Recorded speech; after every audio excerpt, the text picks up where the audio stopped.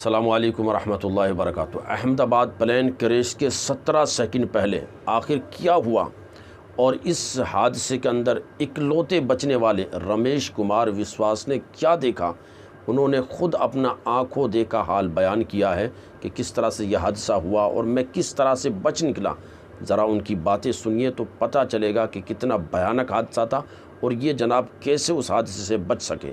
जब मेरी सीट थे वो मेरी बेल्ट निकाला, मैंने वो ट्राई किया जहाँ से निकल सकता वहाँ से, तो मैं निकल गया वहाँ से। टेक ऑफ हुआ ना तो सडनली तो 5-10 सेकंड कैसे लगा जैसे स्टक हो गया वो प्लेन। टेक ऑफ ज़्यादा करने के लिए वो रेस तो बोलते हैं क्या, रेस दिया होगा ऐसा कुछ, और सीधा स्पीड में ही घुस गया। और सब सामने सब हुआ कि अपोजिट साइड पे थे ना, वो बिल्डिंग का वो था ना दीवार, तो उधर से कोई शायद नहीं निकल सका होगा। मेरी नज़र के सामने ही सब दो एयर होस्टल वो अंकल आंटी सब उधर ही सब, और मेरे नज़रों के सब सामने हुआ था।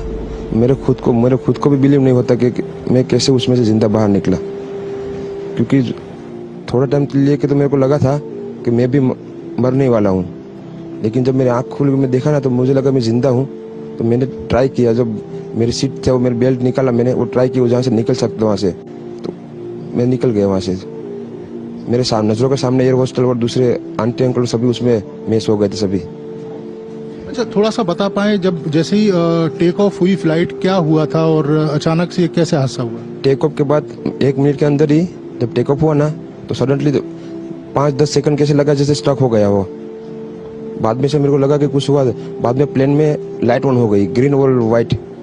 बाद में वो पता नहीं वो प्लेन टेक ऑफ ज़्यादा करने के लिए वो रेस तो बोलते हैं क्या, रेस दिया होगा ऐसा कुछ, और सीधा स्पीड में ही घुस गया। जहाँ वो क्या था वो हॉस्टल था, एक हॉस्पिटल का। हाँ, हॉस्टल में। और सब सामने सब हुआ। ये जब फ्लाइट जब क्रैश हुई, उस समय हॉस्टल पे लैंड की थी, उसी समय आप बाहर निकले थे? नहीं, क्योंकि आई थिंक मेरे को जब मैं जो साइड पे था ना, वो साइड हॉस्टल पे नहीं लैंड हुई थी। हॉस्टल के जो ग्राउंड फ्लोर है ना, जैसे नीचे, वहाँ लैंड हुई थी। तो मुझे दूसरे के बारे में मेरे को पता नहीं, लेकिन मैं जहाँ लैंड हुआ था ना वो नीचे की साइड थी।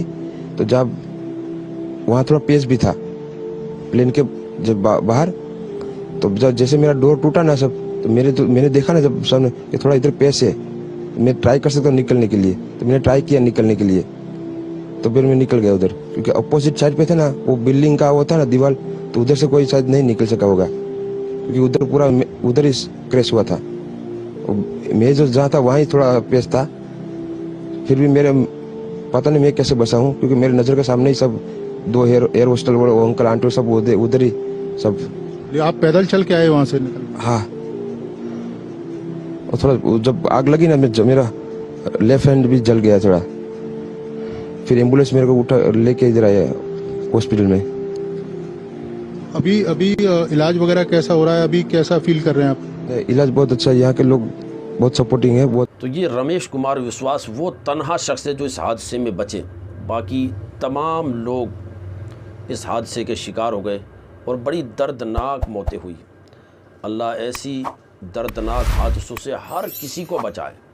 बड़ा दर्दनाक हादसा था, लेकिन यह हमारे लिए काबिल इबरत भी है कि दुनिया ही सब कुछ नहीं है, और हम जो प्लान बना रहे होते हैं, हम जो मंसूबे बना रहे होते हैं, वो कोई ज़रूरी नहीं कि पूरे भी हो।